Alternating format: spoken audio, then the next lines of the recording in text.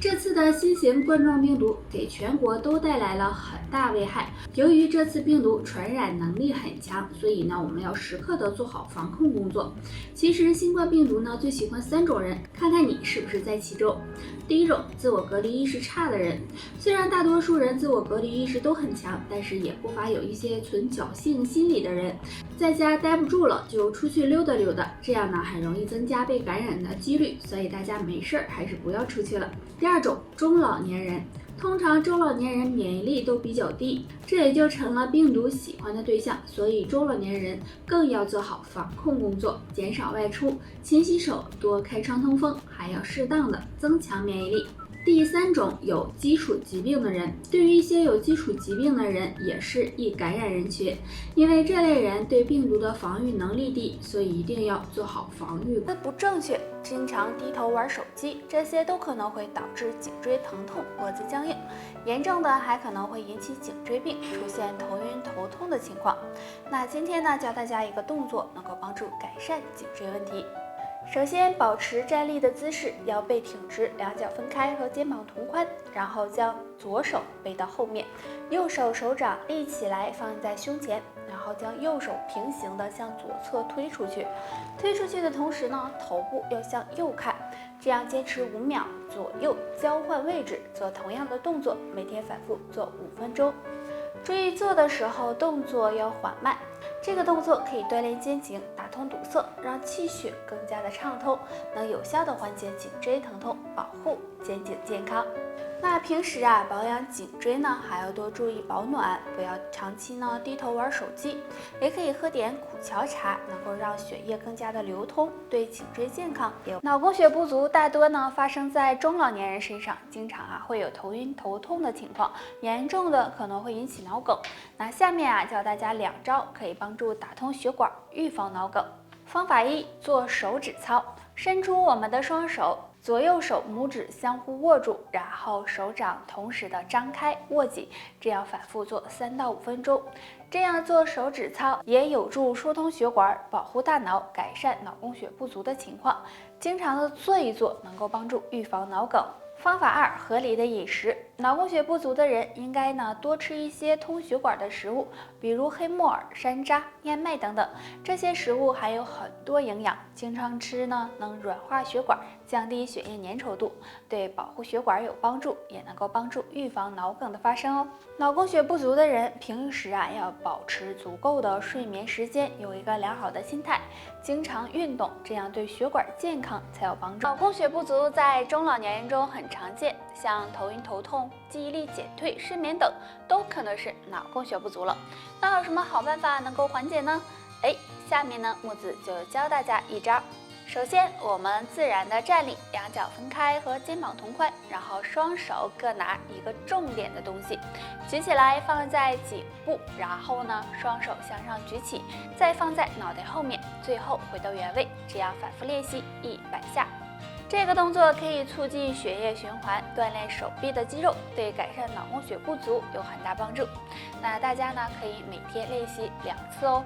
脑供血不足还可以做一些缓慢的运动，比如散步慢跑太极拳等，还可以喝点苦荞茶、山楂干，有助疏通血管，预防脑供血不足。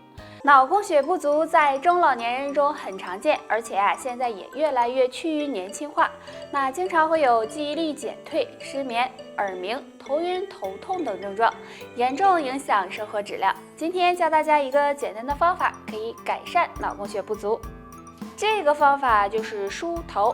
梳头的方法很简单，可以用自己家的梳子，也可以用手指梳，从前额开始，一直梳到脑袋后面。梳头的时候可以用手指按摩头皮，每次梳100下，每天可以多梳几次。这样梳头可以促进头部的血液循环，疏通经络气血，能帮助改善脑供血不足，防止大脑老化。每天做一做，对身体健康有益。中老年朋友平时还可以多喝点养生茶，比如苦荞茶、蒲公英根茶等，对疏通血管、预防心脑血管疾病有。话说千寒易除，一湿难去，可见湿气是多么难缠。如果体内湿气过重，也会影响身体健康。下面教大家一个祛湿方法。在我们腿上有个祛湿穴，阴陵泉穴，它是足太阴脾经的合穴，在小腿内侧胫骨内侧下边和边缘之间的凹陷处。按摩时可以用拇指按揉，感觉有酸痛感，每次按摩5分钟，可以呢早晚按1次。阴陵泉穴有通经活络、健脾理气、祛湿化痰的作用。坚持按摩可以帮助排出体内多余湿气，身体也会变得更加轻松哦。想要祛湿效果好，大家呢还可以配合着食疗的方法吃一些祛湿的食物，比如红豆薏米、冬瓜、玉米等，还要远离辛辣刺激、油腻的食物，这样对去除湿气有帮助哦。俗话说经络不通百病生，我们身上有很多条经络，而臀部上也有很多的穴位和经络，那这里呀也容易堵塞，尤其呢女性朋友，若是臀部堵了，很可能会出现妇科问题，所以要及时疏通。那大家可以用拍打的方法，用手掌拍打就行，每天拍打5到10分钟，力度不用太大，感觉发热为止。拍打臀部能促进血液循环，疏通经络，提高身体新陈代谢，有利于体内废物的排出。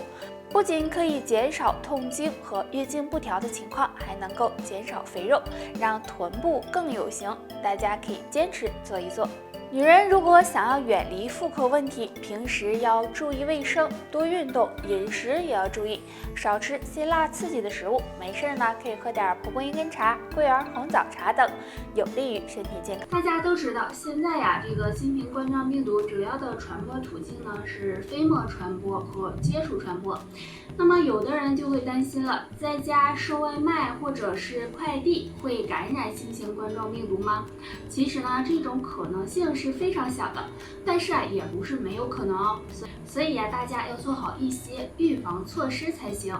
第一个，如果是小区门口收快递，大家呢应该戴好口罩，最好呢手套也戴上，避免到人多的地方。拿到家之后，把快递包装呢扔掉，然后再用消毒液擦拭消毒，及时的进行洗手。第二如果是在家收快递和外卖的话，要避免和送货的人员接触，最好呢也戴上口罩。那收到之后，及时的去除外卖快递外面的包装，直接的扔掉，然后再用消毒液进行消毒，洗手也是非常必要的哦。那上面的这些，如果你都能够做到的话，那么被感染的几率就会非常的小。话说得好，早餐要吃好，午餐要吃饱，晚餐要吃少。但是很多人恰恰相反，一到了晚上就大吃大喝，长期这样遭殃的可是自己的身体。大家晚餐呢要少碰3种食物，不然伤肝伤胃，毁睡眠，有损寿命。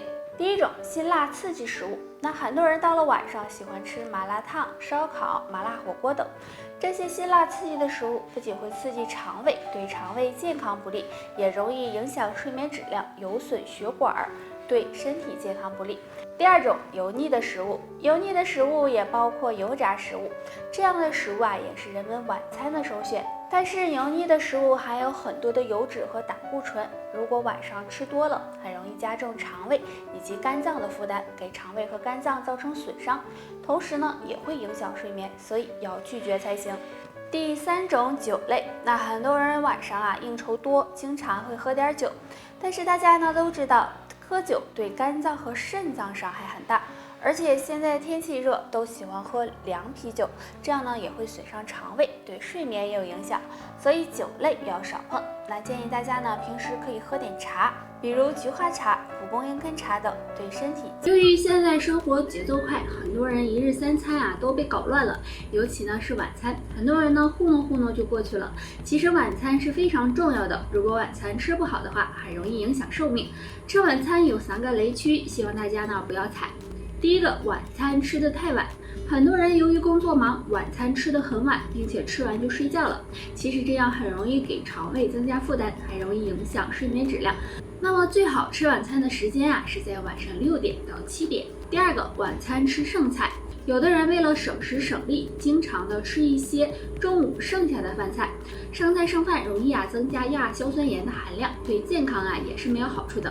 第3个，不吃晚餐。对于经常不吃晚餐的人来说，很容易伤害到胃黏膜，引发各种胃部疾病，所以吃晚餐是非常重要的。所以上面的这3个雷区，为了健康着想，希望大家不要踩。最后呢，提醒一下，如果是经常失眠的话，建议大家可以喝点桂圆红枣茶或者洛神花茶，能帮助很好的促进睡眠哦。